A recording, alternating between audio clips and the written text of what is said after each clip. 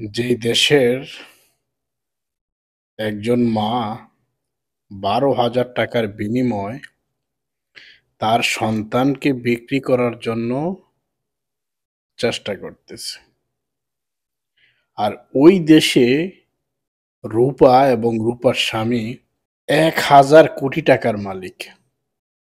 এটা কি বাঙালি জাতিকে ভাবায়? মূর্খ জাতি কবে ভাবতে শিখবে? আমাকে মাফ করবেন আমি কথাটা বলছি।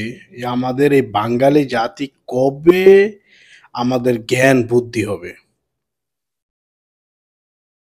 আজও কি আমরা একটা সাংবাদিক যদি ৭১-এর পরের থেকে ২০২৪ পর্যন্ত যদি কাজ করে, ঢাকাতে ২.৫ কোটি টাকা দিয়ে একটা প্লট কেনার মতো ইনকাম আমার মনে হয় হওয়ার কথা না। বাচ্চা কাচ্চার লেখাপড়া আছে, অনেক কিছুর মেনটেনেন্স আছে। তাদের তিনটা গাড়ি, ২০-২২টা প্লট, চা বাগান, রিসোর্ট। বাংলাদেশের ভিতরে এমন এই দুদকটা কি কাজ করে বাংলাদেশে?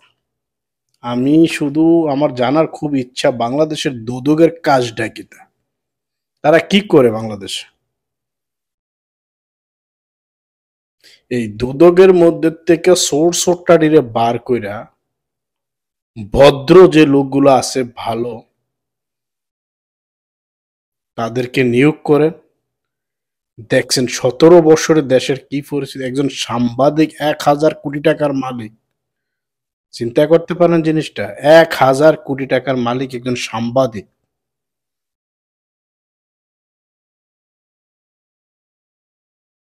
আমি জানি না বাঙালি জাতি ৭১ টিভিটারে কেন এ পর্যন্ত জিন্দা রাখছে, তার এটা জ্বালাই দেওয়ার দরকার। এটার টপ টু বটম এটা আমি মনে করি একদম ফায়ার করে জ্বলাই দেওয়ার দরকার এটারে। তারা আজকে গা বাঁচানোর জন্য তাদের নিজেদেরকে নির্দোষ প্রমাণ করার জন্য তারা চাকরির থেকে অব্যাহতি দিছে দনোজনরে। এতদিন তারা কই ছিল? এটার মালিক কই ছিল? ৭১ টিভির চ্যানেলের মালিকটা কোথায় ছিল? হ্যাঁ কি জানতো না এত বড় দুইটা দুর্নীতিবাদ ওর চ্যানেলে কাজ করে? কেন এটা possible?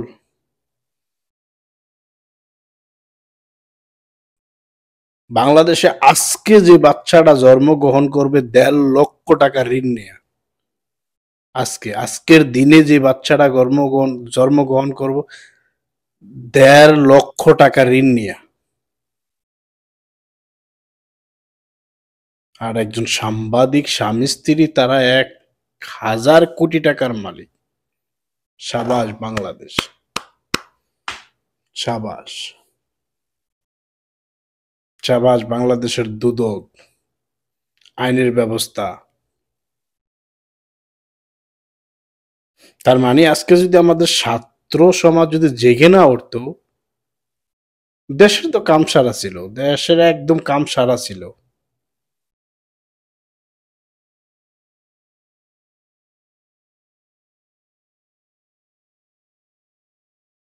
Doctor Yunus sir, please, doctor Yunus sir, Mohammad doctor Yunus sir, তাদের দিকে একটু তাকান, এডিরে আয়না করে পাঠান।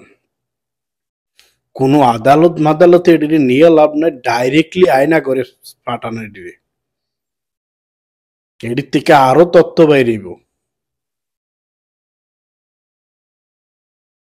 যেইটা ধরা পড়তেছে এটা ১,০০০ কোটি টাকা, ৩০০ ২০০ ৩০০ ২০০ টাকা কোটি মানে ওই এই মন্ত্রী ২১৫টা মালিক। What is this? আর যেই দেশের ভিতরে ১২,০০০ টাকা বিনিময়ে একটা বাচ্চা একটা মায় বিক্রি করতে যায়, এই দেশের ভিতরে এটি হইতেছে। কোথায় আমাদের দুদক? এই দুদকের যেই শুয়োর বাচ্চাগুলা কি করে বাংলাদেশে? তাদের কাজটা কিতা? বিচার বিভাগের কাজটা কিতা?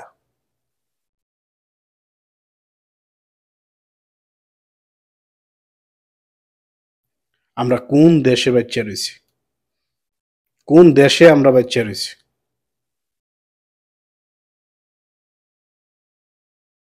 প্লিজ দেশবাসী তাদের বিরুদ্ধে দাঁড়ান, আবারও দাঁড়ান। এদিকে কোনো বিচার নাই, মারারও দরকার নেই। আয়নাগর তাদের নিজস্ব তারাই তৈরি করছে, এটি দিয়ে আয়নাগরে ফাটান। আয়নাগরে ফাটালে এটি অটোমেটিক ঠিক হয়ে যাবে।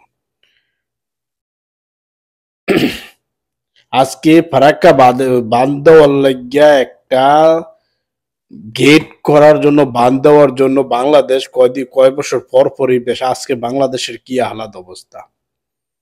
এডির ২-৩ জনের দুর্নীতির টাকা দিয়ে এরকম বাঁধ দুই চারটা হয়। এডিরে বাসে রেখে লাভ কি? এডিরে ডাইরেক্ট এডির সম্পত্তি সরকারি কোষাগারে নেওয়ার পর এটি ডাইরেক্ট গুলি করে দেন। এডিরে দুই চারটা মানুষ, দুই চারটা মানুষরে এডিরে ডাইরেক্ট তেও পাতা, আমাদের কুমিল্লার বাসায় তেও পাতা ৩ রাস্তা বা ৪ রাস্তার মোড়ের মধ্যে রাইকা ডাইরেক্ট গুলি করে দিলে বাকি ২-৪ জন শুধরাই যাব। ভবিষ্যতে আর কেউ এটি করবো না।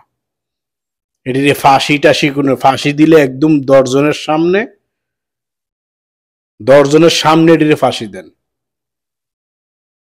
৪ রাস্তার মোড়, ৩ রাস্তার মোড়, এই মোড়ের মধ্যে ডাইরেক্ট লটকাই দেন, আর নাহলে ডাইরেক্ট এটির শুট করে দেন। এটি দেশের ক্যান্সার, এটি দেশের ক্যান্সার।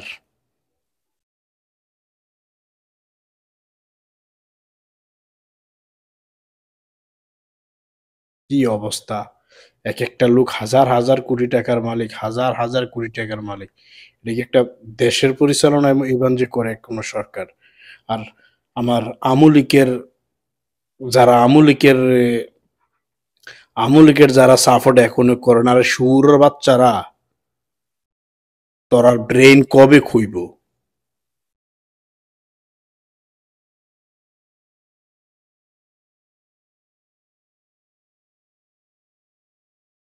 তোরা শেখ হাসিনারে ফিরাইছাস শুয়োরের বাচ্চারা। আমলিক করস, দেশটারে শেষ করে দিছে।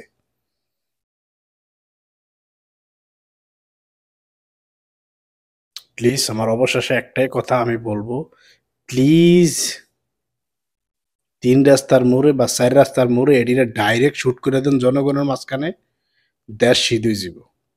২১০টারে এমনি ডাইরেক্ট মেরে লইলে বাংলাদেশ তারের মতো সিধ হয়ে যাব। আসসালামু আলাইকুম। ওয়ালাইকুম আসসালাম ওয়া রাহমাতুল্লাহি ওয়া বারাকাতুহু।